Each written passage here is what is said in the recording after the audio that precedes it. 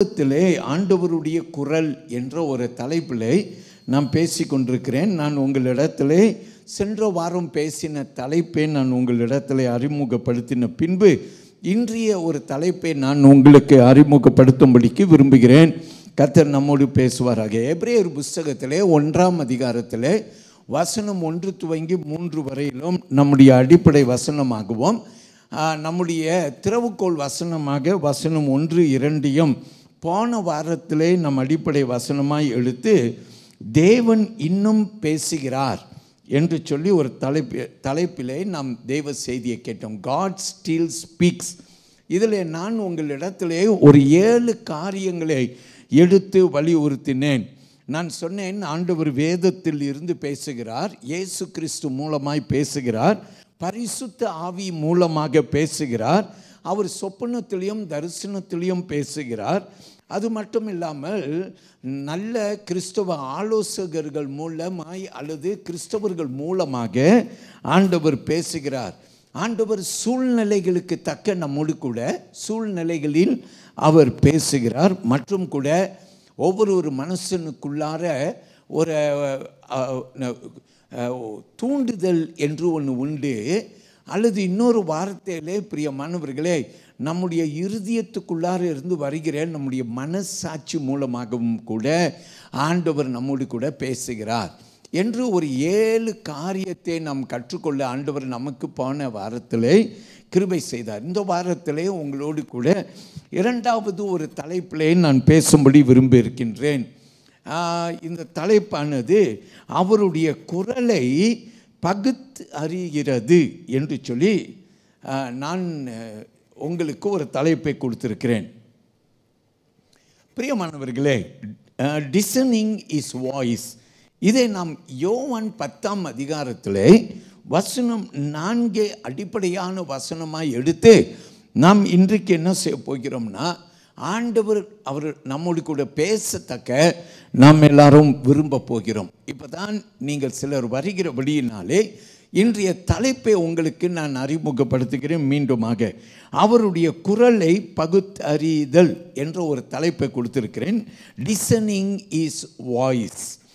இதை நாம் யோவான் 10ஆம் அதிகாரத்திலே 4ஆம் வசனத்தின் அடிப்படையிலே நான் உங்களுக்கென்று எடுத்திருக்கிற ஒரு வேத பகுதி. நான் ஆங்கிலத்திலே வாசிக்கிறேன், கேளுங்கள். John chapter 10 and verse 4. When he has brought out all his own, he goes before them, and the sheep follow him, for they know his voice. அவன் தன்னுடைய ஆடுகளை வெளியே விட்ட பின்பு அவைகளுக்கு முன்பாக நடந்து போகிற ஆடுகள் அவன் சத்தத்தை அறிந்திருக்கிறபடியினால் அவனுக்கு பின் செல்லுகிறது என்று வசனம் சொல்லுகிறது.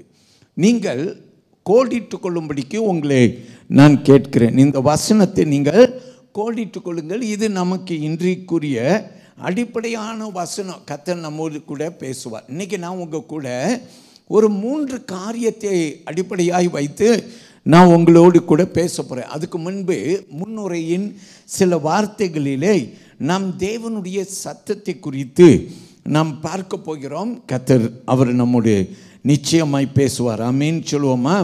நம்முடைய ஆண்டவர் நல்ல மேய்ப்பனாய் இருக்கிறார்.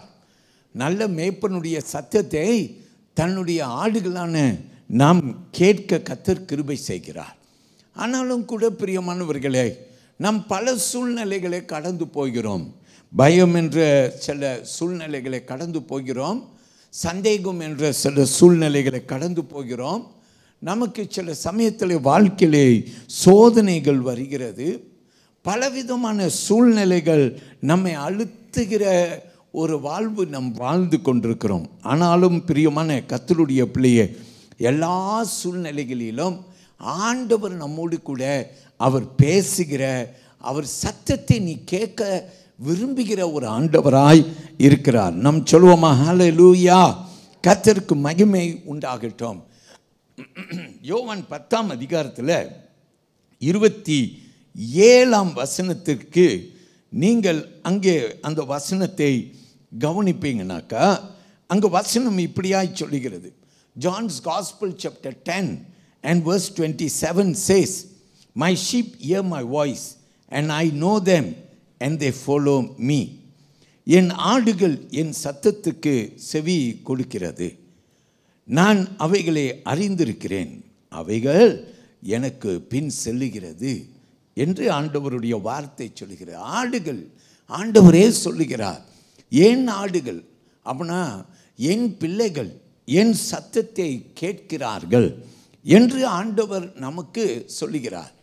So verse 4 and verse 27 gives us the impression that we hear the shepherd's voice. Shall we say amen? Hallelujah. So பிரியமானவர்களே, இன்றைக்கு நாம் பார்க்க போகிற ஆடுகள் என் சத்தத்தை கேட்கிறது என்று சொல்லி நமக்கு வசனம் சொல்கிறது. ஆனால் நமக்கு பல சத்தங்கள் கேட்கிறது. ஹல்லேலூயா. வாழ்க்கையின் ஓட்டத்திலே பல சத்தம் நமக்கு கேட்கிறது. அப்போ எது தான் தேவனுடைய சத்தம் அப்படின்னு கேட்டால், இன்றைக்கு நான் கொடுத்திருக்கிற தலைப்பை நீங்கள் மீண்டும் கவனித்தீங்கன்னாக்கா, நான் கொடுத்த தலைப்பை கவனியுங்கள். Look at the theme that I have given. Discerning His voice. So my people of God, you can be hearing many voices from everywhere. But as God's children, the Bible says, or God Himself says, Jesus says, that my sheep hear my voice. How do we hear His voice? In the midst of so many voices that you hear, so comes this word, discernment. Hallelujah. அதனால தான் நான் இன்றைக்கு கொடுத்த என்னுடைய தலைப்பை நீங்கள் மறுபடியும் கவனித்தீங்கன்னா, அவருடைய குரலை பகுத்தறிதல் என்ற ஒரு தலைப்பை நான் கொடுத்துருக்கிறேன். அப்போ கிறிஸ்தவனான நாம் பல சத்தத்தை கேட்கும் ஒரு காலத்தில் வாழ்ந்து கொண்டிருக்கும் போது தேவ சத்தத்தை நாம் கேட்கக்கூடியவர்கள் என்று ஆண்டவர் சொல்லுகிறார். நாம் சொல்லுவோம் ஆமேன். இன்றைக்கு நான் என்ன செய்ய போகிறேன்னாக்கா, இதை நான் உங்களுக்கு கொஞ்சம் கற்றுக் கொடுக்க போகிறேன். I am going to try to see whether if I can make an impression through the word of God, whether it will help you today to understand and to hear God's voice better than yesterday. நேற்று நீ தேவ சத்தத்தை கேட்டாய், ஆனால் இன்றைக்கு நான் உன்னோடு கூட பேசிக்கொண்டிருக்கிற தேவ வார்த்தையின் அடிப்படையில் நீ இன்னும் ஆழமாய் தேவ சத்தத்தை கேட்க ஆண்டவர் உனக்கு கிருபை செய்வாராக. மறுபடியும் அந்த வசனத்தை கவனிங்கள். 27ஆம் வசனம், யோவான் 10ஆம் அதிகாரம் 27ஆம் வசனம். ஆண்டவர் சொல்லுகிறார், ஏன் ஆடுகள் என் சத்தத்தை என்ன செய்யுமாம், சத்தத்திற்கு செவி கொடுக்கிறது என்று சொல்றார். நான் அவைகளே அறிந்திருக்கிறேன், அவைகள் என்னை பின் செல்லுகிறது என்று ஆண்டவர் நமக்கு சொல்லுகிறார். அப்போ எப்படி அவர் சத்தத்தை நாம் கேட்போம், அதுதான் இன்றைக்கு நான் உங்களுக்கு சொல்கிறது டிசர்ன்மெண்ட் அல்லது பகுத்தறிகிற ஒரு அறிவு. எல்லாத்தையும் சோதித்து பாருங்க அப்படின்னு வேதம் நமக்கு ஒரு அழைப்பு கொடுக்கிறது. நம்ம எல்லாரும் சொல்லுவோமா ஹல்லேலூயா, கர்த்தருக்கு ஸ்தோத்திரம். இன்றைக்கு ரொம்ப சீக்கிரமாக பாருங்க, உங்களுக்கு ஒரு உதாரணம். 1 சாமுவேல் புஸ்தகம் 3ஆம் அதிகாரத்துக்கு வந்தீங்கன்னா, ஒரு வாலிப தம்பி ஒருவன் இருக்கிறான். அவன் பெயர் சாமுவேல் என்று நாம் பார்க்கிறோம். ஆண்டவர் சாமுவேல் கூட பேசும்படி விரும்புகிறார்.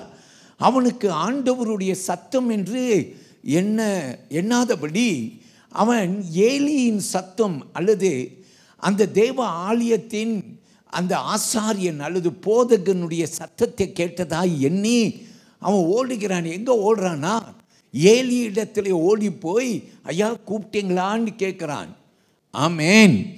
அப்போ பாருங்க, சாமுவேல் ஒரு சத்தத்தை கேட்டான், ஆனால் அது யாருடைய சத்தம் என்று அறியாதிருந்தான் என்று வேதம் நமக்கு கற்றுக் கொடுக்கிறது. நாம் சொல்லுவோம் அல்லேலூயா.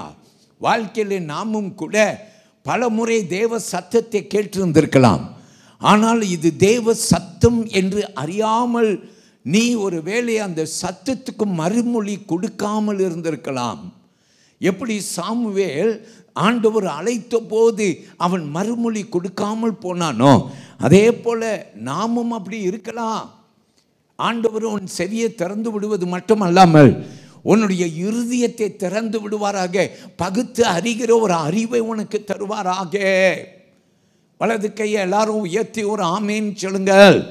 தேவனுக்கு மகிமை உண்டாகட்டும். ஆண்டவரே நம்மோடு கூட பேச விரும்புகிறார்.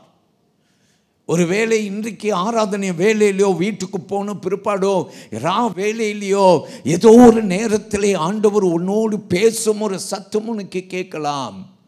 ஏன்னா இன்னைக்கு சத்தியத்தை நீ கேட்ட பின்பு நீ ஆண்டவர் பேசுவதை நீ அறியக்கூடிய ஒரு கிருபையை கர்த்தர் உனக்கு தருவாராக. எல்லாரும் ஆமீன் சொல்லுவோமா? அல்லேலூயா, அல்லேலூயா. என்னோடு கூட வேதத்தை எடுத்துக்கொள்ளுங்கள். 1 சாமுவேல் 3ஆம் அதிகாரம் வசனம் 1 - 10 வரையிலும். இன்றைக்கு நான் ஒரு வசனத்தை, முதல் வசனத்தை என்னோடு கூட நீங்கள் கவனிக்கும்படி உங்களை நான் அழைக்கிறேன். கேளுங்கள். Samuel was a young boy ministering in the to the Lord under Eli. And this is the word that comes in verse 1. It says, the word of the Lord was rare. வசனம் நமக்கு அங்கே சொல்லுகிறதை பார்க்கிறோன்னா அந்த வசனத்தை வாசிக்கிறேன். அந்நாட்களிலே கர்த்தருடைய வசனம் அபூர்வமாய் இருந்தது, பிரத்யட்சமான தரிசனம் இருந்ததில்லை என்று வசனம் சொல்லுகிறது. கரங்களை உயர்த்தி ஒரு ஆமீன் சொல்லுங்க. அந்நாட்களிலே சாமுவேல் தேவ சத்தத்தை கேட்கும் நாள் வேதம் அன்றைக்கு சொல்லுகிறது. ஆண்டவருடைய சத்தத்தை கேட்டு ரொம்ப நாள் ஆச்சு. எல்லாரும் ஏலி என்ற ஆசாரியனும் கேட்டது கிடையாது. அல்லேலூயா. யாரும் தேவ சத்தத்தை கேட்காத ஒரு காலம். தேவ சத்தத்தை கேட்பது அபூர்வமாயிருந்ததாம். எல்லாரும் சொல்லுங்கள் அல்லேலூயா. கர்த்தர் பெரியவர். இப்படிப்பட்ட ஒரு காலத்தில் வசனம் 7க்கு வாருங்கள். அந்த 7வது வசனம் நமக்கு சொல்லுகிறது. Look at verse 7. I will read between the line. It says, Samuel did not yet know the Lord. வசனம் 7 நான் பகுதியில் வாசிக்கிறேன். வசனம் சொல்லுகிறது, சாமுவேல் கர்த்தரை இன்னும் அறியாதிருந்தான். அல்லேலூயா. கர்த்தரை அறியாமல் இருந்தான். அந்நாட்களிலே தேவனுடைய சத்தம் கேளாத ஒரு காலம். வேதம் சொல்லுகிறது சாமுவேல் தேவனுடைய சத்தத்தை கேளாதிருந்த ஒரு காலம். எல்லாரும் சொல்லுவோமா? அல்லேலூயா. தேவனுக்கு மகிமை உண்டாவதாக. ஒரு இரவு வேளையிலே நீங்கள் வசனம் அப்படியே கவனித்துட்டு வரலாம். வசனம் 4 நீங்கள் கவனிக்கலாம். Look at verse 4. அங்கே வசனம் 4 ஆண்டவர் அங்கே பேசுகிறதை நாம் பார்க்கிறோம். அல்லேலூயா. அவன் சொல்லுகிறான், எலியிடத்தில் ஓடி போய் எலி தான் அழைத்தார் என்று சொல்லி, ஐயா கூப்பிட்டீங்களா அப்படின்னு சொல்லி அவன் கேட்கும் முறை நாள் நாம் கேட்போம். அல்லேலூயா. கர்த்தருக்கு ஸ்தோத்திரம். அப்புறம் நீங்கள் வசனத்தை வாசித்துட்டு 8வது வசனம் வரைக்கும் வந்தீங்கன்னா அங்கே நாம் கற்றுக்கொள்கிறோம். என்ன கற்றுக்கொள்கிறோம்? பிரியமானவர்களை, ஏலி அறிந்து விட்டார். 1 வெட்டி 2 வெட்டி 3 வெட்டி ஏலி அறிந்துட்டார். இது யாருடைய சத்தம்? கர்த்தருடைய சத்தம். அல்லேலூயா. அப்போ ஏலி சாமுவேல் கிட்ட சொல்றாரு, அடுத்த முறை நீ சத்தத்தை கேட்டனா பேசுமடியேன் கேட்கிறேன் என்று சொல். அல்லேலூயா. சரியா? அங்கே வசனத்தை கவனிங்கள். சாமுவேலை நோக்கி நீ போய் படுத்துக்கொள்ள.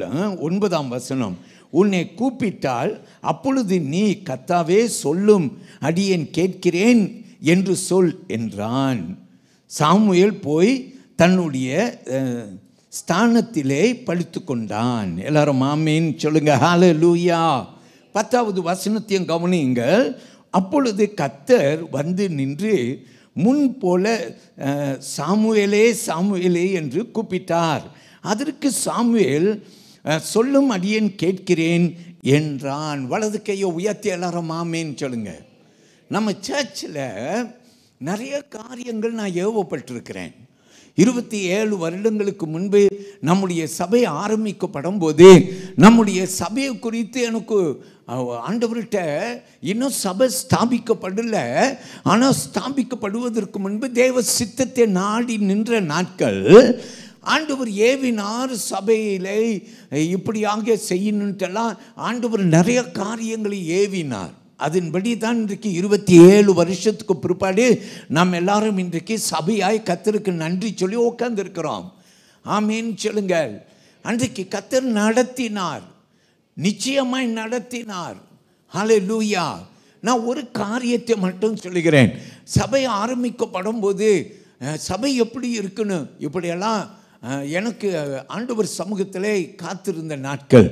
நான் வளர்ந்த திருச்சபையிலே, என் சபையிலே நான் போய் உட்கார்ந்தேனாக்கா, எந்த திசையிலே நாங்கள் உட்கார்ந்தாலும் அப்படியே ஆலயத்தின் பலிபீடத்தை நோக்கி பார்த்தால் அங்கே பெரிய ஒரு எழுத்திலே எழுதப்பட்டிருக்கோம், எழும்பி பிரகாசி என்று எழுதப்பட்டிருக்கோம். அது தேவனுடைய வார்த்தை, தேவ வசனம் சொல்கிறது, நீ எழும்பி பிரகாசி, உன் ஒளி வந்தது. அப்போ ஆண்டவர் என்கிட்ட காட்டுறார், நீ நடத்த இருக்கிற சபை. அப்போ அந்த சபையை குறித்து நான் ஆண்டவர்கிட்ட பேசுகிறேன்.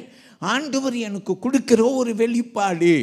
அவர் சொல்லுகிறார், இந்த சபை எப்படி இருக்குன்னா ஒரு குட்டி பரலோகமாக இருக்கும். ஒரு பரலோகத்தில் போய் தான் தேவ சமூகத்தை நாம் அனுபவிக்கணுன்ட்டு அல்ல, இந்த பூமியிலேயே அந்த தேவ சமூகத்தை நம்ம என்ன செய்யலாம், அனுபவிக்கலாம்.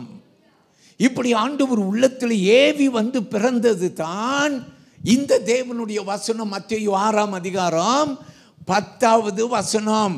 வசனம் என்ன சொல்லுகிறது? உம்முடைய ராஜ்யம் வருவதாக. வலது கையை உயர்த்தி எல்லாரும் ஒரு ஆமீன் சொல்லுங்கள். இது ஏதோ பிறந்த ஒரு வார்த்தை அல்ல. அன்றைக்கு கர்த்தர் ஒரு தரிசனமாய் கொடுத்தார். இன்னைக்கு நம்முடைய சபைகள் 6 சபைகளுக்கும் நீங்கள் போனீங்கன்னா ஒவ்வொரு சபையிலையும் ஒரு தரிசனம் அல்ல. ஆனால் நம்முடைய திருச்சபைகள் எல்லா இடத்துலையும் உம்முடைய ராஜ்யம் வருவதாக என்ற தலைப்பு அங்கே பலிபீடத்தில் உச்சரிக்கப்பட்டிருக்கும். அல்லேலூயா. வலது கை எல்லாரும் உயர்த்தி ஒரு ஆமீன் சொல்லுங்க. அல்லேலூயா. தேவனுடைய சத்தம். ஆமேன். எவ்வளோ முக்கியம் தெரியுமா தேவனுடைய சத்தம் கேட்பதில். அதுவும் குறிப்பிட்டு சபை வளர வளர நம்முடைய சபைகளும் பல இடங்களிலே ஸ்தாபிக்கப்படவும் வளரவும் பொறுப்புகள் நிரம்பிக் கொண்டிருக்கிற ஒரு காலத்தில் நான் ஆரம்பித்த 27 வருஷத்துக்கு முன்ன இருந்த தரிசனத்தை பார்க்கலாம். இன்றைக்கு இருக்க வேண்டிய தரிசனம், ஆண்டவர் பேச வேண்டியது அன்றைக்கு பேசினது போலவோ அதற்கு மேலாகவே இன்றைக்கு பேச வேண்டிய ஆண்டவராக இருக்கிறார். வலது கையை உயர்த்தி ஒரு ஆமீன் சொல்லுங்க. ஹல்லேலூயா. கர்த்தர் பெரியவர். பிரியமானவர்களே, வேதத்திலே நாம் இங்கே இந்த வேத வசனங்களிலே பார்க்கிறோம். அப்பொழுது கர்த்தர் வந்து நின்று முன்பு போல சாமுவேலே சாமுவேலே என்று கூப்பிட்டார். அதற்கு சாமுவேல் எல்லார் கரங்களை மேலே உயர்த்தி நாம் அடிக்கடி உச்சரிக்கிற வார்த்தை, சொல்லும் அடியேன் கேட்கிறேன். அல்லேலூயா.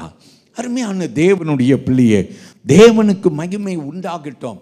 சாமுவேலுக்கு பல டைம் எடுத்தது அவனுக்கு பகுத்து அறிந்து கொள்வதற்கு. அதற்கு யார் உதவினது? ஏலி உதவினார், ஆசாரியன் உதவினார், போதகர் உதவினார்.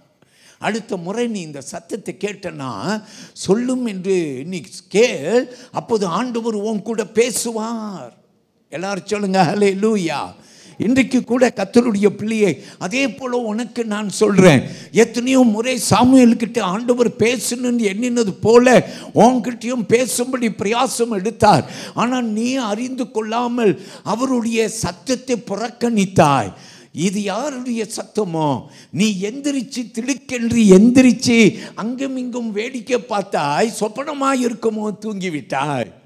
திரும்பியும் எழும்பினாய், ஒரு சத்தத்தை கேட்டு நீ கொஞ்சம் கூட நினைக்கல இது தேவ சத்தமாக இருக்கும் என்று. ஹல்லேலூயா. கர்த்தர் நம்மோடு கூட பேசுகிற ஒரு ஆண்டவர். வலது கையை எல்லாரும் உயர்த்தி கொள்ளுங்கள். ஆண்டவரே, நீர் தான் என்னோடு கூட. எல்லாரும் சொல்லுங்க, ஆண்டவரே நீர் தான் என்னோடு கூட பேசினது உண்மை என்றால் இன்றும் என்னோடு கூட பேசும். சொல்லுங்க, பேசும். எல்லாரும் சொல்லுங்க, பேசும். அல்லேலூயா. அவர் நிச்சயமாய் உன்னோடு கூட அவர் பேசுவார். என்னோடு நிச்சயமாக பேசுவார் என்று சொல்லுங்க. சில பேர் இங்கே உட்காந்துருக்கலாம். நீங்கள் எப்படிப்பட்ட எண்ணத்தோடு உட்காந்துருக்கலான்னா, நீங்கள் ஒருவேளை இந்த அனுபவத்தை கடந்து போய் அப்புறம்தான் ஆண்டவர் குரலை நீங்கள் கண்டு கொண்டீர்கள், இது ஆண்டவர் என் கூட பேசுகிறார் என்ற ஒரு குரலை கண்டு கொண்டீங்க. கர்த்தருக்கு மகிமை உண்டாவதாக. எல்லாரும் ஆமென் சொல்லுவோம். ஒரு 3 காரியத்தை உங்களோடு கூட ரொம்ப சுருக்கமாய் நான் பேசும்படி விரும்புகிறேன். முதலாவது, பிரியமானவர்களே, தேவனுடைய சத்தம் அவருடைய வார்த்தையுடன் ஒத்துப்போகிறது. ஆமென். நல்லா கேளுங்க. தேவன் நம்மோடு கூட பேசுகிறதா இருந்தால் அது தேவ வார்த்தைக்கு ஒப்பிட்டதா இருக்கும், அதுக்கு மாறாய் பேச மாட்டார். இந்த தேவ வார்த்தைக்கு ஒத்துப்போகாது ஆண்டவர் எதையாவது பேசினார் என்று எந்த ஊழியக்காரன் சொன்னாலும் அது தேவனுடைய சத்தம் இல்லை. எல்லாரும் ஆமென் சொல்லுங்க. God's voice aligns with his word. Shall we say amen? நான் உங்களுக்கு ஒரு வேத வசனம் கொடுக்கிறேன். 2 தீமோத்தேயு புத்தகத்தை எடுத்துக்கொள்ளுங்கள். அதில் 3ஆம் அதிகாரத்தை எடுத்துக்கொள்ளுங்கள். வசனம் 16, 17 எடுத்துக்கொள்ளுங்கள். 16, 17ஆம் வசனம். அங்கு வசனம் சொல்லுகிறது, all scripture, 2 Timothy chapter 3 verses 16 and 17. It says all scripture is God breathed and is useful for teaching, rebuking, correcting and training in righteousness, so that the servant of God may be thoroughly equipped for every good work. எல்லாரும் சொல்லுவோமா? ஹல்லேலூயா. வேத வாக்கியங்கள் எல்லாம் தேவ தேவ தேவ தேவ ஆவினால் அருளப்பட்டதாய் இருக்கிறது. தேவனுடைய மனுஷன் தேறினவன் ஆகவும் எந்த நற்கிரியையையும் செய்ய தகுதி உள்ளவனாகவும் இருக்கும்படி ஆக. எல்லாரும் ஆமேன் சொல்லுங்க. ஹல்லேலூயா. கர்த்தர் பெரியவர். சொல்லுங்க ஆமேன். வசனம் 17 கவனிப்போம். அவைகள் உபதேசத்திற்கும் கடிந்து கொள்ளுதலுக்கும் சீர்திருத்தலுக்கும் நீதியை படிப்பிப்பதற்கும் பிரயோஜனமுள்ளவைகளாய் இருக்கிறது. ஆமீன் சொல்லுங்க. எல்லாரும் வலது கை எல்லாரும் உயர்த்தி ஒரு அல்லேலூயா சொல்லுங்க. Praise the lord. அல்லேலூயா. பிரியமானவர்களே, சபையை என்னை கேட்டுக்கொண்டிருக்கிறவர்களே கேளுங்கள். என்றைக்கும் ஆண்டவர் அவருடைய வார்த்தையில பேசினால் நீ அவர் தான் பேசுகிறார் என்று நீ அறிந்து கொண்டால் நீ என்ன செய்ய வேண்டும்? நீ வேதத்தோடு ஒப்பிட்டு பார்க்க வேண்டும். நான் ரொம்ப சின்ன பையனாக இருந்தபோது, வாலிபனாக இருந்தபோது, என் போதகர் கூட சேர்ந்து நான் ஆரம்ப ஊழிய காலத்திலே ஊழியத்திற்கு முழு நேரமாய் வருவதற்கு முன்பு நான் வேலைக்கு போவேன், வீட்டுக்கு வருவேன். என் பாஸ்டர் அழைப்பார். அவர் சொல்லுவார், இன்றைக்கு ஊழியத்துக்கு இந்த இடத்துக்கு போகிறோம், நீங்கள் வந்துருங்கன்னுவார். நாங்கள் எல்லாரும் ஊழியத்துக்கு போவோம். எல்லாரும் சொல்லுவோம் ஆமென். அல்லேலூயா. ஆண்டவருக்கு ஸ்தோத்திரம். ஒரு குறிப்பிட்ட இடத்துல நாங்கள் போய் ஊழியம் செய்து கொண்டிருக்கிறோம். நாங்கள் ஊழியம் செய்து ஒரு அம்மா இருக்கிறாங்க. அந்த அம்மா கணவரை இறந்து இருக்கிறாங்க. ஒரு பையனோடு, ஒரு சின்ன பையனோடு ரொம்ப துக்கத்தில் இருக்கிறாங்க. அல்லேலூயா. இறந்து சில நாட்கள் ஆனாலும் அந்த கவலை இந்த அம்மாவை போட்டு வாட்டி எனக்கு இன்னமும் ஞாபகம் இருக்கிறது. பிரியமானவர்களே, நாங்கள் போய் அந்த இடத்துல ஊழியத்துக்கு போய் நாங்கள் ஊழியம் செய்து வரும்போதெல்லாம் அந்த அம்மா ஊக்குவிக்கப்படுவாங்க, ரொம்ப உற்சாகம் அடைவாங்க, சந்தோஷப்படுவாங்க. ஒரு நாள் எங்களுக்கு தெரியாமல் ஒரு ஊழியக்காரன் இந்தியாவில் இருந்து வந்து, இந்த ஊழியக்காரன் அவன் பிரசங்கம் பண்ணி அவன் அதற்கு பிற்பாடு இந்த அம்மாவுக்கு வரும்போது ஒரு தீர்க்க தரிசனம், ஆண்டவர் உன்னை இந்தியாவுக்கு அழைக்கிறார், அது ஏன் ஊழியத்திற்கு அழைக்கிறார். அல்லேலூயா. ஏன் ஊழியத்துக்கு அழைக்கிறார், உன்னை வர சொல்லுகிறார், நீ எல்லாத்தையும் விட்டுட்டு என் ஊழியத்திற்கு வந்துடு என்று சொல்ல, இந்த அம்மா ஏற்கனவே அவங்க அதிக உணர்ச்சி வசப்படுகிற ஒரு நபராக இருக்கிறபடினாலே அவங்க அந்த வார்த்தையை தேவ சொல்லாய் எடுத்துக்கொண்டார்கள். தேவ சொல். அதுக்கு பிற்பாடு பாஸ்டருக்கு வருகிறது, எங்களுக்கு வருகிறது. நாங்கள் சிறு பிள்ளைகள். எங்கள் பாஸ்டர் எவ்வளவோ பேசி பார்க்கிறார். நீ வேதத்தோடு ஒப்பிட்டு பார், நீ வேதத்தோடு ஒப்பிட்டு பார், எந்த ஆவியையும் நீ பகுத்து அறிந்து கொள்ள வேண்டும். அல்லேலூயா. ஆனாலும் பிரியமானவர்களே, இந்த அம்மா கேட்க தயார் இல்லை. ஏன்னா இந்த ஊழியக்காரர் பலிப்பிடத்தில் நின்று கொண்டு மனச அவர்களுடைய எண்ணத்தில் வருகிறதை போட்டுவிட்டார். பிரியமானவர்களே, அந்த அம்மா இந்தியாவுக்கு புறப்பட்டு போனாங்க. எனக்கு இன்னமும் ஞாபகம் உண்டு. சில ஆண்டுகளுக்கு பின்பு மறுபடியும் இந்த தேசத்துக்கு வந்துட்டாங்க. ஆனால் அவங்க போகும்போது கை நிறையா போனாங்க. ஆனால் வரும்போது ஒன்றும் இல்லாமல் வந்தாங்க. என் அருமையான கர்த்தருடைய பிள்ளையே, இந்த உலகத்தில் பலர் சத்தம் கேட்கும், பலர் சத்தம் கேட்கும். எந்த சத்தத்தையும் நீ என்ன செய்ய அறிந்து கொள்ள வேண்டும் என்றால், இந்த வேதத்திற்கு ஒப்பிட்ட சத்தமா என்று நீ அறிந்து கொள்ள வேண்டும். உதாரணத்துக்கு உனக்கு வேதத்திலே ஒரு உதாரணத்தை உனக்கு சுற்றி காட்டுகிறேன். அப்போஸ்தலர் 17ஆம் அதிகாரத்துக்கு போனீங்கன்னாக்கா, 17ஆம் அதிகாரத்திலே பவுலுடைய ஊழியத்தின் நிமித்தமாக பேரியா என்று சொல்லப்படுகிற ஒரு குறிப்பிட்ட இடத்திலே பவுல் ஊழியத்துக்கு வந்தபோது அந்த பட்டணத்தில் உள்ளோர் எல்லாரும் ஆண்டவரை அறிந்து கொள்ள வாஞ்சியாக இருந்தார்கள்.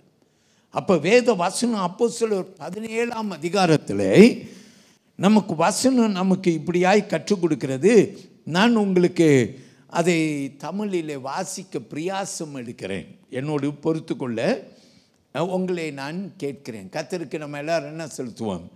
மகிமை செலுத்துவோம். உடனே சகோதரர் ராத்திரி காலத்திலே பவுலையும் சீலாவையும் பேரோவாயா பட்டணத்திற்கு அனுப்பிவிட்டார்கள்.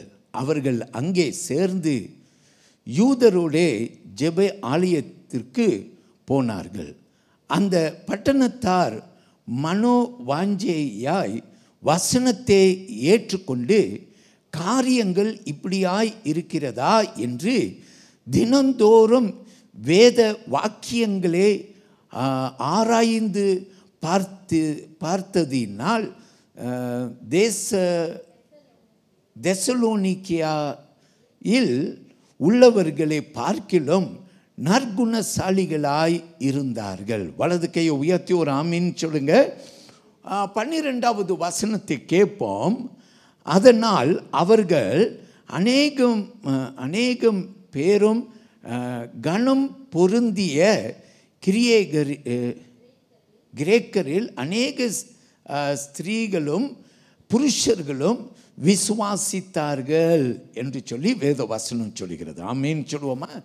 நல்லா கவனித்து பாருங்க. அதில் வசனம் நீங்கள் எடுக்க வேண்டியது பிரியமானவர்களே, வசனம் 11. அந்த பட்டணத்தார் மனோவாஞ்சையாய் வசனத்தை ஏற்றுக்கொண்டு காரியங்கள் இப்படியாய் இருக்கிறதா என்று தினந்தோறும் வேத வாக்கியங்களே ஆராய்ந்து பார்த்ததினால் தெசலோனிக்கேயாவில் உள்ளவர்களை பார்க்கிலும் நற்குணசாலிகளாய் இருந்தார்கள் என்று வசனம் சொல்லுது. வலது கையை உயர்த்தி எல்லாரும் ஒரு ஆமீன் சொல்லுங்க. கர்த்தர் பெரியவர். வசனத்தை என்ன செஞ்சாங்களாம்? ஆராய்ந்தாங்களாம், அறிந்து கொண்டாங்களாம். அப்போ இன்னைக்கு நான் உங்களுக்கு சொன்னேன், இந்த அம்மா ஏமாந்து போய் நிறைவாய் போய் ஏமாந்து வந்தாங்க அப்படின்னு சொன்னால் நான் இதில் என்ன சொல்ல முடியும் அப்படின்னா, வசனத்தை அறியல, சத்தியத்தை அறியல. அதனால தான் யார் என்ன சொன்னாலும் அதை கேட்டு அதுதான் தேவ சொல் என்று எண்ணி அவள் செயல்பட்டபடியினாலே ஏமாந்து போனாள், எல்லாத்தையும் இழந்து போனாள். அருமையான கர்த்தருடைய பிள்ளையை நாம் இந்த வேத வாக்கியத்தில் கற்றுக்கொள்ளபடி வசனம் பேரியா என்று சொல்லுகிறது. அந்த விசுவாசிகளை போல் நாம் இருக்கணும். எந்த ஆவியையும் பகுத்தறியணும். அது எந்த ஊழியக்காரனாக இருந்தாலும் எல்லா ஊழியக்காரனின் பிரசங்கத்தையும் ஆய்வு செய்ய வேண்டும். இன்னைக்கு நீங்கள் பார்த்தீங்கன்னா நம்ம சர்ச்சில் ஊழியக்காரர்கள் வாரார்கள். ஆனால் பிரியமானவர்களே, எந்த ஊழியக்காரன் வந்தாலும் அந்த ஊழியக்காரன் பாஸ்டர் இருக்கமோ தான் வர முடியும். ஆமேன். இன்னைக்கு பாஸ்டர் இல்லை, ஏதோ ஒரு ஊழியக்காரன் வந்துட்டு போக முடியாது. காரணம் என்ன? கள்ள போதகம் வரும், தப்பான போதகம் வரும். ஹல்லேலூயா. விசுவாசிகள் இதை பகுத்து அறிந்து கொள்ள வேண்டும். ஆமேன். நம்முடைய சர்ச்சில் நல்ல அந்த பகுத்தறிகிற அறிவு நிறைய பேருக்கு இருக்குது. ஏன்னா சில சமயத்தில் சில ஊழியக்காரர்கள் தப்பாக எதுவும் சொல்லிட்டா சிலர் என்கிட்ட கூப்பிட்டு சொல்லுவாங்க, பாஸ்டர் இன்னைக்கு இந்த ஊழியக்காரர் இந்த காரியம் சொன்னார், இது தப்பு. அல்லேலூயா. அப்போ உனக்கு பகுத்து அறிகிற ஒரு அறிவு இருக்க வேண்டும். ஏன்னா நம்ம இப்போ இன்டர்நெட்லலாம் நிறைய பிரசங்கம் கேட்குறோம், யார் யார் பிரசங்கம்லாம் கேட்குறோம், யாரும் நமக்கு அனுப்பி விடுறாங்க, இவங்க பிரசங்கம் அவங்க பிரசங்கம் எல்லாம் பிரசங்களும் கேட்கலாம். ஆனால் பகுத்து அறிகிற ஒரு அறிவு நமக்கு இருக்கணும்.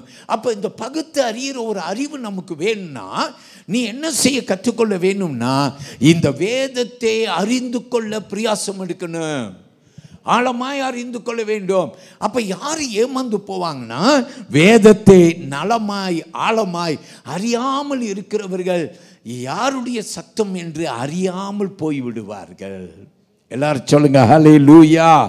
கர்த்தருக்கு மகிமை உண்டாவதாக. எல்லாரும் சொல்லுங்க ஆமென். நான் உங்களுக்கு இன்னொரு சம்பவத்தை சொல்கிறேன். என்னோடு கூட மத்தேயு 4ஆம் அதிகாரத்தில் நீங்கள் 11 வசனங்களை கவனிக்கும்படி நான் உங்களை அழைக்கிறேன். உங்களுக்கு தெரியுமா, இயேசு 40 நாள் இரவும் பகலும் சோதிக்கப்பட்டார். அவர் சோதிக்கப்பட்டு அவர் உபவாசித்து மன்னிக்கணும் 40 நாட்களாக உபவாசித்தார். இரவும் பகலுமாய் அவர் புசியாமலும் குடியாமலும் உபவாசித்தார். 40 நாட்கள் முடிந்த பின்பு என்ன நடந்தது? சாத்தான் அவரை சோதிக்கும்படிக்கு வந்தான். கவனித்து பாருங்க நல்லா. யாரு சோதிக்கும்படி வந்தது? சாத்தான். யாரே? இயேசுவை. இயேசுவையே சோதித்தானா நம்மளை சோதிக்க மாட்டான்? கண்டிப்பா சோதிப்பான், பல ரூபத்தில் சோதிப்பான். இங்க பைபிள்ல நீங்க பார்த்தீங்கன்னா அவன் வசனத்தை பயன்படுத்தியே இயேசுவை சோதித்தானா. அப்ப இயேசு சாத்தானை எப்படி துவக்கடித்தார்? வசனத்தை பயன்படுத்தியே இயேசு சாத்தானை துவக்கடித்தார். அப்ப அருமையான கர்த்தருடைய பிள்ளையை, யாருடைய சத்தம் என்று உனக்கு ஒரு அறிவு வேணும். அறிந்த பின்பு உனக்கு வேதத்தை கொண்டு ஜெயம் பெற வேண்டும். அல்லேலூயா. அதனால்தான் கர்த்தருடைய பிள்ளைகள், நான் போனோம் ஞாயிற்றுக்கிழமை கூறினேன், கோரியாவில் இருந்த பால்யங்கி சோ பாஸ்டர் இன்னைக்கு இல்லை. ஆனால் நான் அவருடைய பிரசங்கத்தை சென்னை மாநகரத்தில் கேட்கும்போது சொன்னார், ஒரு சபை கூடுகிற கூட்டத்தில் நீங்கள் வாரத்தில் 2 முறையாவது வந்துருன்னு. நீங்கள் வரலைன்னா அது உங்கள் ஆத்மீக வாழ்வுக்கு நஷ்டம். அல்லேலூயா. கர்த்தருக்கு மகிமை. எல்லாரும் ஆமென் சொல்லுவோமா? அல்லேலூயா. தேவன் பெரியவர். பிரியமானவர்களே, இயேசு கிறிஸ்து என்ன செய்தார்? வசனத்தை பயன்படுத்தினேன். என்னன்னு சொன்னார் தெரியுமா? எழுதப்பட்டு இருக்கிறதே. இன்னைக்கு ரொம்ப பேர் வசனத்தை அறியல. வசனத்தை அறியணும்னா நான் என்ன செய்யணும் பாஸ்டர்? ஒவ்வொரு நாளும் பைபிளை வாசிக்க கற்றுக்கொள்ளுங்கள். யாரும் உங்ககிட்ட கேட்குறாங்கன்னா நானே ஒரு அறக்குறை. நிறைய பேர் இப்படி சொல்கிறத கேள்விப்பட்டிருக்கிறேன். என்ன தெரியுமா சொல்லுவாங்க? சத்தியத்தை பற்றி கேட்டால் நானே ஒரு அறக்குறை அப்படின்னு ரொம்ப ஈஸியாக சிரிச்சிட்டு போயிடுவாங்க. அதில் ஒரு சந்தோஷம் பாருங்க, அதில் ஒரு சந்தோஷம். எனக்கு சத்தியம் சரியாக தெரியாதுங்க, அதில் ஒரு சந்தோஷம் அல்ல. பேரியா நகரத்தின் விசுவாசியை போல நம்ம இருக்குன்னு அவர்கள் வேதத்தை இரவும் பகலும் நேரம் கிடைக்கும் போதெல்லாம் உட்காந்து அதை அறிந்து கொண்டார்கள். எல்லாரும் ஆமென் சொல்லுவோமா? ஹல்லேலூயா சொல்லுங்க ஆமென். ஓகே, ஒரு வசனத்தை எடுங்க. 2 கொரிந்தியர் 6ஆம் அதிகாரம் 14வது வசனம். நமக்கு பவுல் எழுதுகிறார் ஒரு வார்த்தை. சரியா? ஒரு வார்த்தை. நான் ஒரு அம்மாவை குறித்து உங்ககிட்ட நான் விளக்கம் கொடுத்தேன். அந்த அம்மா நிறைவாக போனாங்க. எப்படி திரும்பினாங்க? வெறும் கையாக திரும்பினாங்க அப்படின்னு நான் உங்ககிட்ட சொன்னேன். பிரியமானவர்களே, சில பேர் என்கிட்ட கூட நான் சொல்லியிருக்காங்க. என்னன்னு தெரியுமா சொல்லியிருக்காங்க? பாஸ்டர், நான் ஒருத்தனை விரும்புகிறேன் அப்படின்னு சொல்லியிருக்கோம். வா, ரொம்ப சந்தோஷம். நல்ல வாலிப பையனாக இருக்கிற அல்லது வாலிப பெண்ணாக இருக்க, ரொம்ப சந்தோஷம். திருமண வாழ்வு காலம் வந்துருச்சு. Very good, price the Lord. விரும்புகிறது பிரச்சனை இல்லை அப்படின்னு நான் சொல்கிறேன். அப்புறம் கொஞ்சம் சிரித்து கொண்டு, ஆனாலும் பாஸ்டர், அவர் ஆண்டவரை அறியாதவர். ஹல்லேலூயா. நீ விரும்பிட்டியா? ஆமாம் பாஸ்டர், மனசை பறி கொடுத்துட்டேன். அல்லேலூயா. பிரியமான தேவனுடைய பிள்ளையே, இதை குறித்து ஒன்றும் சொல்ல முடியாது. லவ் இஸ் பிளைண்ட் அப்படின்னு நம்ம பார்க்குறோம். இன்றைக்கி நீ எங்கே உட்காந்துருக்கிற? தேவ ஆலயத்தில் உட்காந்துருக்கிற.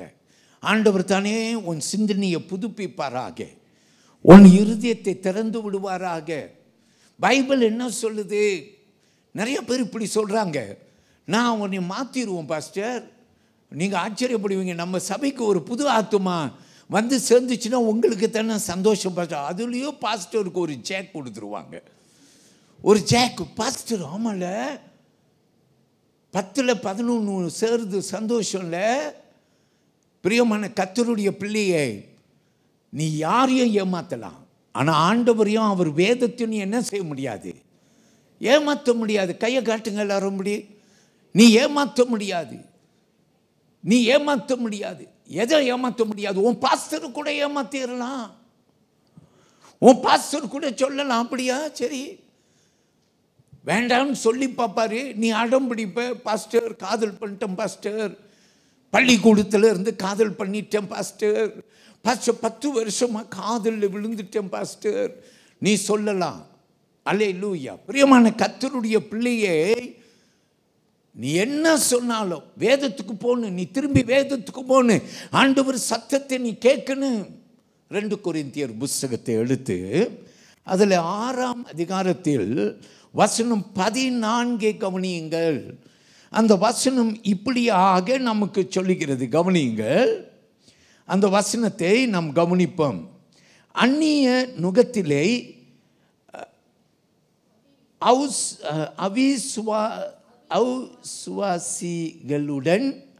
அவிசுவாசிகளுடன் பிணைக்கப்படாது இருப்பீர்களாக. ஓகே, நீதிக்கும் அநீதிக்கும் சம்பந்தம் எது? ஒளிக்கும் இருளுக்கும் ஐக்கியம் எது அப்படின்னு வசனம் சொல்லுங்க. அல்லேலூயா. நல்லா கேளுங்க எல்லாரும், ஆமீன்னு சொல்லுங்க. ஆன்லைனில் யாராவது கேட்டுட்ருக்கிறீங்களா? உங்களுக்கு பிரயோஜனப்படுறதுக்கு உங்களுக்கு நான் இந்த வசனத்தை ஆங்கிலத்திலையும் வாசிக்கிறேன். என்னோடு கூட கேளுங்கள். கர்த்தர் உங்களை எல்லாரையும் ஆசீர்வதிப்பாராக. எல்லாரும் ஆமீன்னு சொல்லுவோம். அல்லேலூயா.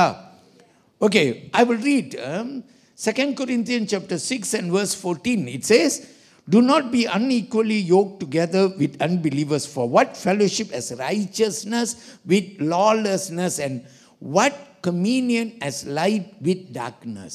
நான் சொல்கிறேன், என்னுடைய ஊழிய அனுபவத்திலே சில பேருக்கு நான் என்ன சொல்லுன்னு தெரியாமல் நான் விட்டுருக்கிறேன். ஆனால் நான் உண்மையாக சொல்கிறேன், அவ்விசுவாசியோடு பிணையப்பட்டால் அநேக நேரத்தில் ஆண்டவரை விட்டு தூரமாக போயிடுவாங்க. அல்லேலூயா. ஒருவேளை 10 பேரில் ஒருத்தன் ஒருவேளை ஒருவரை ரட்சித்திருப்பான், ஆனால் 9 பேர் ஏமாந்து போய் விடுவார்கள். 2வது சொல்லுகிறேன், வேதத்தின் எதிர்மாறாய் நீ செய்கிறாய். வேதம் அப்படி கற்றுக் கொடுத்தது அல்ல. நீ திருத்தி கொண்டு வந்துடுவேன் என்று சொல்லுவது அது உன் ஞானம், அது தேவனுடைய வார்த்தை இல்லை. எல்லாரும் ஆமீன் சொல்லுவோமா? ஹல்லேலூயா. ஓகே, நம்பர் 1 நம் பார்க்குறோம், தேவனுடைய சத்தத்தை நீ கேட்கும்போது அது வேதத்திற்கு ஒப்பிட்டதாக இருக்கணும். இது நம்பர் 1. நம்பர் 2 நாம் கற்றுக்கொள்ள போகிறோம். God's voice brings peace, not confusion. தேவனுடைய சத்தம் சமாதானத்தை தருகிறது, குழப்பத்தை அல்ல. எல்லாரும் ஆமீன் சொல்லுங்க. ஹல்லேலூயா. கர்த்தருக்கு மகிமை உண்டாவதாக. எல்லாரும் சொல்லுங்க ஹல்லேலூயா. கர்த்தர் பெரியவர். வேதம் இப்படியாக நமக்கு சொல்லுகிறது. என்னோடு கூட எடுத்துக்கொள்ளுங்கள். பிலிப்பியர் 4ஆம் அதிகாரம் வசனம் 6, 7 எடுத்துக்கொள்ளுங்கள். நம் வசனத்தை கவனிப்போம். Be anxious for nothing. Philippians chapter 4 verse 6 and 7. Be anxious for nothing, but in everything by prayer and supplication with thanksgiving let your requests be made known to God. And the peace of God which surpasses all understanding will guard your heart and minds through Christ Jesus. எல்லாரும் ஆமீன் சொல்லுங்கள். அல்லேலூயா. நீங்கள் ஒன்றுக்கும் கவலைப்படாமல் எல்லாவற்றை குறித்தும் உங்கள் விண்ணப்பங்களை ஸ்தோத்திரத்தோடே கூடிய ஜெபத்தினாலும் வேண்டுதலினாலும் தேவனுக்கு தெரியப்படுத்துங்கள். அப்பொழுது எல்லா புத்திக்கும் மேலான தேவனுடைய சமாதானம் உங்கள் இருதயங்களையும் உங்கள் சிந்தனைகளையும் கிறிஸ்து இயேசுவுக்குள்ளாக காத்து கொள்ளும். ஆமீன் சொல்லுங்க. ஹல்லேலூயா, ஹல்லேலூயா. பிரியமானவர்களே, வேத வசனம் என்ன சொல்லுது 2வது பகுதியில்? அப்பொழுது எல்லா புத்திக்கும் மேலான தேவனுடைய சமாதானம் அப்படின்னு சொல்லுது. எல்லாரும் சொல்லுவோமா? ஹல்லேலூயா. கர்த்தர் பெரியவர். அப்போது கர்த்தருடைய வார்த்தை சத்தம் வந்துச்சுன்னா அது சமாதானத்தை கொண்டு வரும், குழப்பத்தை கொண்டு வராது. ஹல்லேலூயா, ஹல்லேலூயா சொல்லுவோம். பிரைஸ் தி லார்ட் சொல்லுங்க. ஹல்லேலூயா. குழப்பத்தை கொண்டு வராது, கர்த்தர் நாமத்தை மகிமைப்படுத்தும். ஒரு வேத பக்தனை நாம் பார்ப்போம். கிடியோனை குறித்து நாம் நியாயாதிபதிகள் புஸ்தகத்தை எடுத்துக்கொள்வோம். நியாயாதிபதிகள் 6ஆம் அதிகாரத்தில் நீங்கள் வசனம் 11லிருந்து 24 வரைக்கும் போகலாம். ஆனால் நம்ம ஒரே ஒரு வசனத்தை மட்டும் எடுப்போம், சரியா? நம்ம இப்போ தான் இடையில இந்த கிடியோன் அவன் பயந்தவனாய் இருந்தான், சரியா? பிலிஸ்தியர்களுக்கு பயந்து இருந்தான். எல்லாரும் சொல்லுங்க ஆமேன். அப்போ பயந்து இருக்கும்போது அவனுக்கு வந்த ஒரு வார்த்தை, அல்லேலூயா, என்ன தெரியலையே அப்படின்னு பயந்து இருந்த போது, அல்லேலூயா, அங்கே வசனம் நமக்கு சொல்லுகிறது 23. அதற்கு கர்த்தர் உனக்கு சமாதானம், பயப்படாதே, நீ சாவதில்லை என்று சொன்னார். எல்லாரும் ஆமேன்னு சொல்லுங்க. ஆண்டவர் வார்த்தை அவனுக்கு வந்துச்சா? என்னண்டு வந்துச்சான்? பயப்படாத, அல்லேலூயா, உனக்கு சமாதானம் அப்படின்னு தேவனுடைய வார்த்தை வந்தது. நிறைய நேரத்தில் ஆண்டவருடைய வார்த்தை வரும்போது சமாதானம், அடைப்பட்டிருந்த அறைக்குள்ளார வரும்போது உங்களுக்கு சமாதானம். அல்லேலூயா. எப்போ பார்த்தாலும் தேவ வார்த்தை எதை கொடுக்கும்? கர்த்தருடைய பிள்ளைகளுக்கு அது சமாதானத்தை கொடுக்கும். எல்லாரும் ஆமீன் சொல்லுங்க. அல்லேலூயா, அல்லேலூயா. எத்தனை பெரிய காரியமாக இருந்தாலும் எல்லாரும் சொல்லுங்க ஆமேன், அல்லேலூயா. கர்த்தருடைய வார்த்தை என்னத்தை கொடுக்கும்? நமக்கு சமாதானத்தை கொடுக்கும். அது பயத்தை கொடுத்துருச்சுன்னா மனம் திரும்புதலுக்கு ஏவுதலாக தான் இருக்கும். அல்லேலூயா. ஒரு தப்பு பண்ணுறோம், ஒரு பாவத்தில் ஈடுபடுறோம், ஒரு பயம் கொடுக்கும். ஏன்? தேவ வார்த்தை நீ அறிந்த போது. அல்லேலூயா. ஊழியக்காரன் பேசுகிற வார்த்தைகள் உன் செவிக்கு வருகிறது. ஐயோ இந்த பாவம், ஐயோ இந்த பாவத்தை நான் செய்யக்கூடாது. எல்லாரும் ஆமீன் சொல்லுங்க. ஹல்லேலூயா. நோ என்று நாம் பார்க்கிறோம். எல்லாரும் ஆமீன் சொல்லுங்க. ஹல்லேலூயா. இப்படி வேத வசனம் நமக்கு சொல்லி கொடுக்கிறது. பீஸ், சமாதானத்தை கொடுப்பார். இன்னொரு வசனத்தை எடுப்போம். நம்ம இப்போ இடையில இந்த வசனத்தை ஒரு சின்ன தியானம் பண்ணினோம். பவுல் ஒரு புயலிலே அகப்பட்ட போது, பிரியமானவர்களே, ஆண்டவருடைய வார்த்தை பவுலுக்கு வந்தது அப்படின்னு சொல்லி நாம் பார்க்குறோம். கப்பலில் இருக்கிறான், கப்பல் முங்கி போகிறது. இப்படிப்பட்ட ஒரு இக்கட்டான சூழ்நிலை. அப்போஸ்தலர் 27ஆம் அதிகாரம் வசனம் 21லிருந்து 25 வரைக்கும் நீங்கள் வாசிக்கணும். ஆனால் 25வது வசனத்தை நீங்கள் கவனிங்க. ஆனபடியினாலே மனுஷரே திடமனதாய் இருங்கள், எனக்கு சொல்லப்பட்ட பிரகாரமாகவே நடக்கும் என்று தேவனிடத்தில் நம்பிக்கையாய் இருக்கிறேன் என்று சொன்னான். ஆமீன் சொல்லுங்களேன். அல்லேலூயா. ஸோ பவுலுக்கு உறுதியாக தெரியும், கர்த்தர் நிச்சயமாக இந்த ஜனங்களை காத்து கொள்வார் அப்படின்னு பவுலுக்கு தெரியும். அதனால பவுல் சொல்கிறார், திடன் கொள்ளுங்க, ஏன்னா நான் தேவனிடத்திலிருந்து பெற்றுக்கொண்டதை சொல்லுகிறேன். எல்லாரும் ஆமீன் சொல்லுங்க. ஹல்லேலூயா. ஸோ பிரியமானவர்களே, 3வது காரியத்தை சுருக்கமாய் சொல்லி முடிக்கிறேன். தேவனுடைய சத்தம் முதல்ல பைபிள் படி தான் நடக்கும். அதுக்கு எதிர்மாற எந்த ஊழியக்காரன் நீ எவ்வளோ நம்பிக்கை அவன் மேலே வச்சிருந்தாலும் நீ பகுத்து அறிகிற ஒரு அறிவு உனக்கு இருக்குன்னு ஏமாந்து போயிடக்கூடாது. எல்லாரும் ஆமீன்னு சொல்லுங்க. ஃபாதர் பக்மன் சொல்லுகிறார், நிறைய பாடலிலே அவர் பாடும்போது சொல்லுகிறார், ஆவிக்குரிய சபையை தேர்ந்தெடுத்துக்கொள், அந்த சபையை ஒட்டிக்கொள். அல்லேலூயா. கடைசி காலம் இது. நிறைய பேருடைய விசுவாசம் தளர்ந்து போயிடும். இங்கே அற்புதம் நடக்குது, அங்கே அற்புதம் நடக்குதுன்னு சொல்லி ஓடுற காலம் இது. ஒருவேளை நம்ம ஓடி இருக்கலாம். இனி அப்படி ஆகாது. நான் சபையை பற்றி கொள்வேன், சபையை ஒட்டி கொள்வேன், சபையோடு இருப்பேன். எல்லாரும் ஆமீன் சொல்லுங்க. அல்லேலூயா. இப்போ ரெண்டாவதாய் கற்றுக்கொண்ட என்னன்னா, எந்த தேவ வார்த்தை வந்தாலும் அது குழப்பத்தை கொண்டு வராது, அது சமாதானத்தை கொண்டு வரும். ஆமீன் சொல்லுங்க.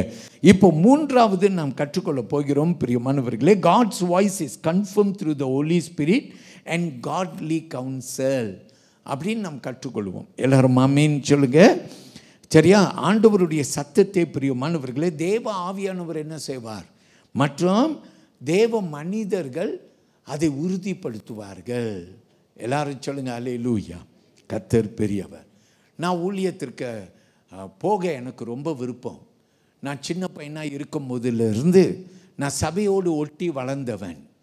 நான் சின்ன வயதிலிருந்து சண்டே ஸ்கூலில் நான் விடாமல் போனவன். அல்லேலூயா. என்னுடைய கிண்டர் கார்டன் வயதிலிருந்து சண்டே ஸ்கூல், நான் ஃபார்ம் 5 வரைக்கும் சண்டே ஸ்கூல் படித்தேன். அல்லேலூயா. அதுக்கு பிற்பாடு நான் வாலிப சங்கத்தில் இருந்தேன். அல்லேலூயா. இந்த வாலிப சங்கத்தில் இருக்கிற நாட்கள் தான் நான் ஊழியத்துக்கு போவதை குறித்து, ஏன்னா என் படிப்பு காலம் முடிகிறது, நான் என்ன செய்வேன் என்று ஆண்டவர்கிட்ட நான் புலம்பிக் கொண்டு, நான் ஆண்டவர் கூட உறவு கொண்டு இருக்கும்போது ஆண்டவர் என்னோடு கூட பேசினார். ஆமேன் சொல்லுங்க. என் கூட பேசினார். ஆனால் எனக்கு இன்னும் ஞாபகம் உண்டுங்க. ஆண்டவர் என்கிட்ட பேசி என்ன தெரியுமா அவர் என்னோடு சொன்னார், நீ பாட்டுக்கு ஊழியம் 3 மாதத்திற்கு செய். நீ என்ன செய்கிறியோ அதை 3 மாதத்திற்கு தொடர்ந்து செய். அதனால யாருக்கிட்டையும் நான் போய் ஆண்டவர் என்னை ஊழியத்துக்கு அழைத்துட்டார், ஆண்டவர் என்கிட்ட பேசிட்டார், அல்லது யார்கிட்டையும் இல்லாட்டினாலும் பாஸ்டர்கிட்ட போய் சொல்லிடுவோம் இல்லை. அந்த 3 மாதமும் தேவ சமூகத்தில் நான் ஜெபத்தில் இருந்தேன். ஆண்டவர்கிட்ட நான், ஆண்டவரே உங்கள் சித்தம் நான் அறிய விரும்புகிறேன், தொடர்ந்து ஆண்டவர் பாதத்தில் காத்திருந்தேன். பின்பு ஆண்டவர் 3 மாதங்கள் முடியும் போது நான் உண்மையாய் இருந்தபடியினாலே என் ஊழியத்தை குறித்து அவர் நான் ஊழியம் செய்வேன் என்றதை உறுதிப்படுத்தினார். எல்லாரும் ஆமீன் சொல்லுங்க. என் பாஸ்டர் என்கிட்ட வந்தார், நீ இன்னும் ஊழியத்துக்கு போகிறதுக்கு நீ உன் மனதில் இன்னும் என்ன இல்லையா அப்படின்னு கேட்க, என் சபை விசுவாசிகள் என்னை பார்த்து ஊழியத்திற்கு போவதை குறித்து பேச, இதெல்லாம் என்னதான் இருந்தது, எனக்கு ஒரு ஆதரவாக இருந்தது. அப்போ ஆண்டவர் என்னை அழைத்தார். என்னை சுற்றி இருக்கிற நல் விசுவாசிகள் அதை உறுதிப்படுத்துகிறார்கள். வலது கை எல்லாரும் உயர்த்தி ஒரு ஆமேன்னு சொல்லுங்க. பரிசுத்த ஆவியின் மூலமாய் ஆண்டவர் பேசினார். இங்கே ஊழியக்காரர்கள் அல்லது விசுவாசிகள் மூலமாய், என் போதகர் மூலமாய் ஆண்டவர் உறுதிப்படுத்தினார். எல்லாரும் சொல்லுங்க ஹல்லேலூயா.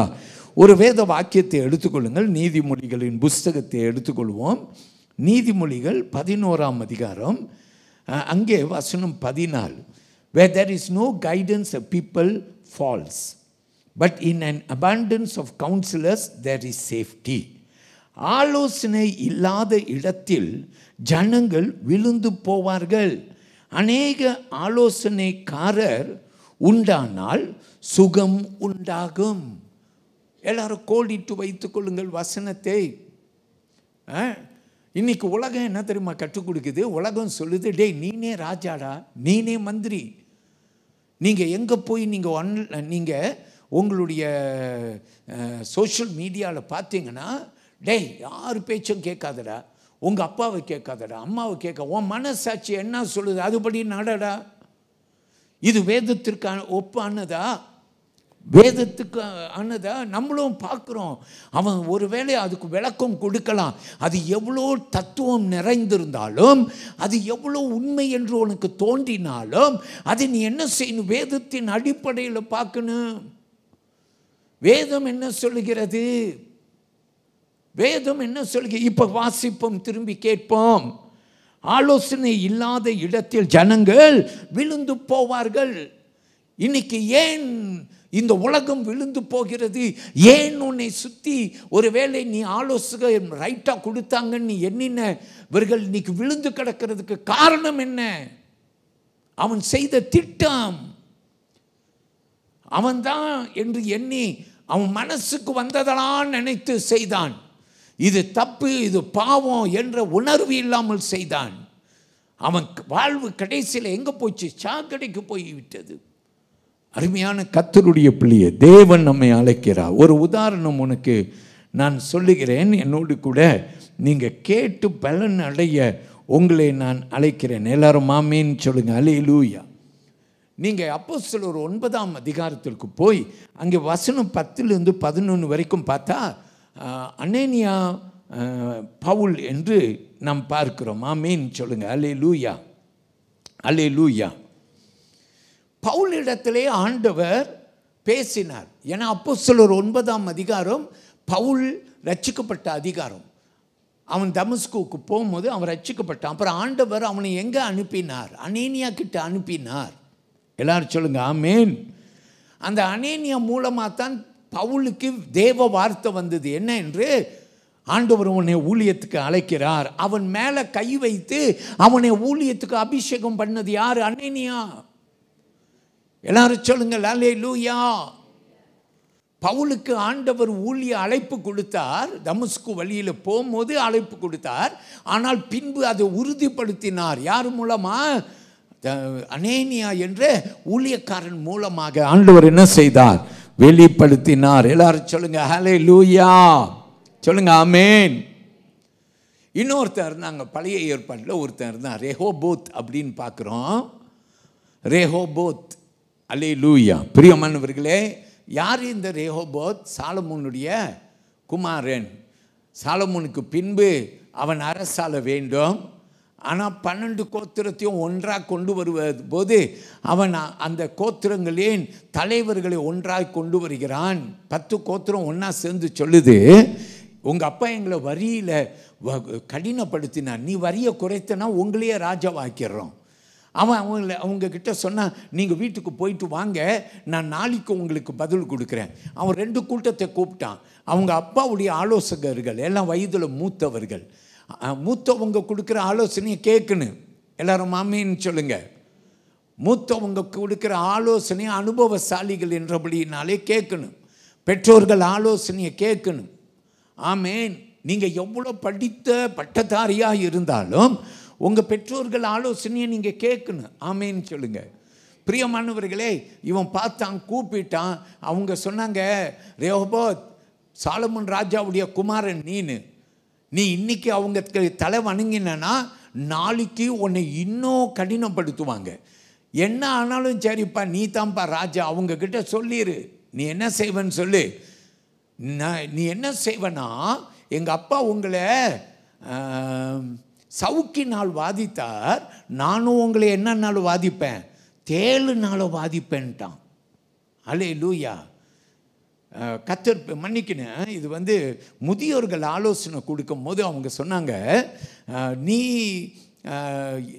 என்ன அவங்க கேட்குறாங்களோ வரியை குறைச்சி கொடுக்குறேன், எல்லாம் கொடுக்குறேன், நீ அப்படி சொல்லிடு. அப்புறம் நாளைக்கு ராஜா அனுப்புறப்ப நீ என்ன செஞ்சாலும் பரவாயில்ல. ஓகே, இந்த வாலிப பசங்க தான் இப்படி சொன்னாங்க. அதாவது என்னன்னு சொன்னாங்கன்னா, உன்னை 7 நாள் வாதிப்போண்டு நீ போய் சொல்லுடான்னு சொல்லிட்டாங்க. திருத்தம். ஆமேன்னு சொல்லுங்கள். ஸோ இவன் பார்த்தான், இவன் நினைச்சான் வாலிப பிள்ளைங்க தானே, ஏன்னா இவனும் வாலிபன் இல்லையா? வாலிபனுக்கு எப்போதும் இப்படி தானே ஒரு குணம் இருக்கும்.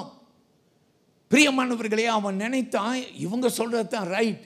இவன் போய் உடனே அவங்க மறுநாள் வந்தோடனே சொன்னான், நான் உங்களை 7 நாள் வாதிப்பேன். என்ன நடந்தது? பிரியமானவர்களே, ராஜ்யம் 2ஆய் பிரிந்தது.